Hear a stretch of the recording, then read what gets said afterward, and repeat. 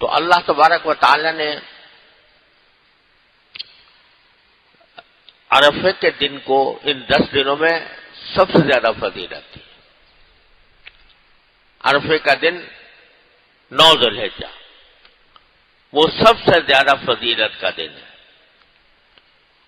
جیسے میں نے پچھلے بیان میں عرض کیا تھا کہ 10 دن جو گزر رہے یہ 10 دنوں سے مراد 9 دن ہیں. ان 9 دنوں میں سے ہر ایک دن ایک روزے کا ثواب 1 سال کے روزے کے برابر ہوتا ہے. اور عرفے کے دن اگر کوئی شخص روزہ رکھے تو اس میں رسول اللہ صلی اللہ علیہ وسلم کا یہ ارشاد مروی ہے کہ مجھے اللہ تعالی کی رحمت سے امید ہے کہ ایک عرفے کا روزہ 1 سال پہلے کے اور 1 سال بعد کے گناہوں کو معاف کر دے گا. یہ بات میں پہلے بھی کئی مرتبہ کہہ چکا ہوں کہ یہ جو حدیثوں میں آتا ہے کہ گناہ فلاں عمل سے گناہ معاف ہو جائیں گے، فلاں عمل سے گناہ معاف ہو جائیں گے، تو اس سے مراد صغیرہ گناہ ہوتے ہیں، چھوٹے گناہ. جو کبیرہ گناہ ہوتے ہیں وہ بغیر توبہ کے معاف نہیں ہوتے. اور جن گناہوں کا تعلق بندوں کے حقوق سے ہوتا ہے، کسی بندے کو کوئی نقصان پہنچا دیا، اس کو کوئی تکلیف پہنچا دی، اس کا کوئی مالی حق ضبط کر لیا، یہاں تک کہ اس کی غیبت کر دی اور اس کے اوپر بہتان لگا دیا، یہ گناہ کسی بھی عمل سے معاف نہیں ہوتے، بلکہ انسانوں سے جب تک معافی نہ مانگی جائے، جن کا حق طلب کیا گیا ہے، اس وقت تک معاف نہیں ہوتے. لیکن چھوٹے موٹے گناہ جو ہم کرتے رہتے ہیں ان کے لیے یہ کفارہ بن جاتا ہے 1 سال پہلے کے گناہوں کا اور 1 سال بعد کے گناہوں کا عرفے کے دن کا روزہ. یہاں ایک بات کی وضاحت بہت ضروری ہے جو آج کل بکثرت لوگوں کے دلوں میں پیدا ہوتی ہے کہ 9 ذی الحجہ کو یوم عرفہ کہا جاتا ہے. اور اس لیے کہا جاتا ہے کہ 9 ذی الحجہ کی تاریخ میں حجاج جو حج کرنے کے لیے گئے ہوئے ہیں وہ میدان عرفات میں جمع ہوتے ہیں اور وہاں پر وقوف کرتے ہیں، کھڑے ہو کر ذکر، تسبیح، دعا اس میں مشغول ہوتے ہیں. تو میدان عرفات میں اس وقت چونکہ لوگ جمع ہوتے ہیں لہذا اس دن کا نام یوم عرفہ ہے، رکھ دیا گیا یوم عرفہ اس کا نام.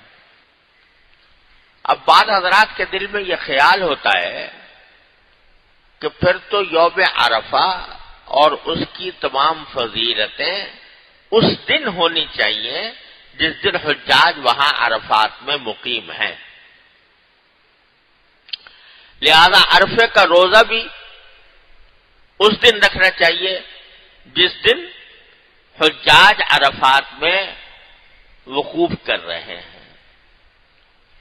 اب ہمارے ہاں وہ دن ابھی 9 ذی الحجہ سے پہلے آتا، ہمارے ہاں 8 ذی الحجہ ہوگی اور سعودی عرب میں 9 ذی الحجہ ہوگی. چنانچہ حجاج جو ہے عرفات کے اندر ان کا جو وقوف ہوگا وہ 9 ذی الحجہ کو ہوگا اور وہ ہمارے ہاں 8 ذی الحجہ ہوگی. تو بعض حضرات سمجھتے ہیں کہ یہ یوم عرفہ کے روزے کی جو فضیلت ہے یہ اس دن ہوگی جس دن حاجی عرفات میں جمع ہو رہے ہیں اور وہ ہمارے لحاظ سے 8 ذی الحجہ ہوگی. تو اس وجہ سے وہ سمجھتے ہیں کہ اس دن کی روزے کی جو فضیلت ہے وہ وقوف عرفات کے ساتھ منسلک ہے، اس کے ساتھ نتھی ہے، اور جب وہاں جمع ہوں گے تو اس وقت ہم روزہ رکھیں گے تو عرفے کی روزے کی فضیلت ہوگی. اس میں یہ بات تو میں پہلے کہہ کہہ چکا ہوں کہ ان 9 دنوں میں سے کسی دن بھی روزہ رکھے تو آدمی فضیلت ہے اس کی 1 سال کے روزے کے برابر ہے. لیکن یوم عرفہ کی جو فضیلت ہے وہ 9 ذی الحجہ کی وجہ سے ہے، 9 تاریخ کی وجہ سے. یہ نہیں کہ جس دن عرفات میں حجاج حقیقتاً جمع ہے وہ دن ہمارے لحاظ سے یوم عرفہ ہو، یہ بات صحیح نہیں ہے. بلکہ اصل فضیلت ہے 9 ذی الحجہ کے دن میں روزہ رکھنے کی. اب تاریخیں چاند کے حساب سے مختلف جگہوں پر بدلتی رہتی ہیں. جہاں چاند نظر آ گیا پہلے وہاں ذی الحجہ پہلے شروع ہو گیا. عام طور سے سعودی عرب میں ایسا ہی ہوتا ہے کہ چاند پہلے نظر آ جاتا ہے تو ان کا ایک دن، عید بھی ایک دن پہلے ہوتی ہے، رمضان بھی ایک دن پہلے شروع ہوتا ہے اکثر و بیشتر الا ماشاء اللہ. تو اب ہم مکلف ہیں اس بات کے کہ ہم اپنی رویت کے حساب سے جس دن ہمیں جو چاند نظر آیا اس کے حساب سے جو ہماری تاریخ چل رہی ہے اس میں جب 9 ذی الحجہ کا دن آئے گا تو ہمیں وہ ہمارے لحاظ سے وہ دن ہوگا عرفے کا دن. اور جب ہمارے لحاظ سے وہ عرفے کا دن ہوگا، نام ہو اس کا نام عرفہ، نام یوم عرفہ رکھ دے گا. 9 ذی الحجہ اصل مقصود ہے. تو 9 ذی الحجہ ہمارے ہاں جس دن واقع ہوگی اس دن کا روزے کا وہی حکم ہوگا انشاءاللہ جو عرفات یوم عرفہ کے روزے کا حکم ہوتا ہے. اس کی جو فضیلت ہے وہ اس دن حاصل ہوگی.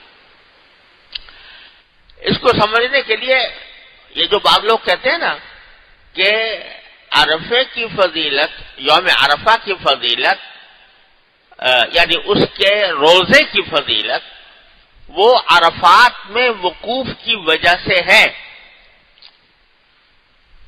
اور جب ہمارے ہاں وقوف عرفات اس دن نہیں ہو رہا، پہلے ہو چکا ہے تو پھر پہلے رکھنا چاہیے، بعد میں نہیں. یہ بات اس لیے درست نہیں ہے کہ میں نے جیسے عرض کیا فضیلت 9 ذی الحجہ کی وجہ سے ہے، عرفات کے وقوف کی وجہ سے نہیں ہے. کیوں؟ اس لیے کہ جو حاجی ہے اور عرفات کا میں وقوف کر رہا ہے اس کو تو رسول کریم صلی اللہ علیہ وسلم نے روزہ رکھنے سے منع کیا ہے. یہ فرمایا تھا کہ حجاج یوم عرفہ میں، عرفات کے دن میں روزہ نہ رکھے تو بہتر ہے. اور خود رسول کریم صلی اللہ علیہ وسلم نے یہ بات بتانے کے لیے حدیث میں آتا ہے کہ آپ اونٹنی پر سوار تھے اور لوگ سب ارد گرد لاکھوں کا مجمع تھا. تو نبی کریم صلی اللہ علیہ وسلم کو حضرت ام ہانی نے ایک گلاس میں دودھ یا پانی بھیجا، کیونکہ یہ مسئلہ چل رہا تھا صحابہ کرام کے درمیان کہ آیا رسول کریم صلی اللہ علیہ وسلم آج کے دن روزے سے ہیں یا نہیں ہے، آپ نے روزہ رکھا ہے یا نہیں رکھا. تو حضرت ام ہانی نے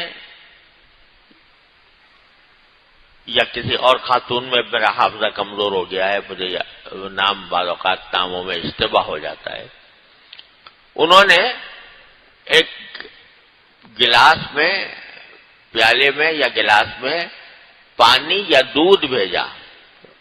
آپ اونٹنی پر تشریف فرما تھے تو آپ نے وہ پیالہ یا گلاس لے کر سب کے سامنے پیا، یہ بتانے کے لیے کہ میرا روزہ نہیں ہے.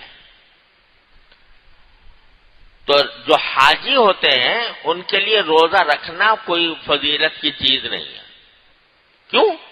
اس لیے کہ وہاں وہ ان کی اصل عبادت اس دن وقوف ہے، اور روزے کی حالت میں نشاط کے ساتھ اور حاضر دماغی کے ساتھ وہ وقوف کی عبادتیں انجام نہیں دے سکتے، اس واسطے ان کو منع کیا گیا ہے، الا یہ کہ کوئی بہت طاقتور آدمی ہو جو روزہ رکھ کر بھی وقوف کا حق ادا کر سکے تو اس کو ناجائز بھی نہیں ہے کر سکے، لیکن افضل یہ ہے کہ روزہ نہ رکھے اس دن۔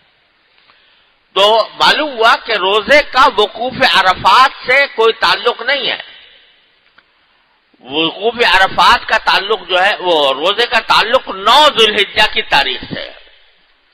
تو اب 9 ذی الحجہ کی تاریخ جس جگہ جب آئے گی انشاءاللہ روزہ اس دن کی فضیلت روزے کی حاصل ہوگی۔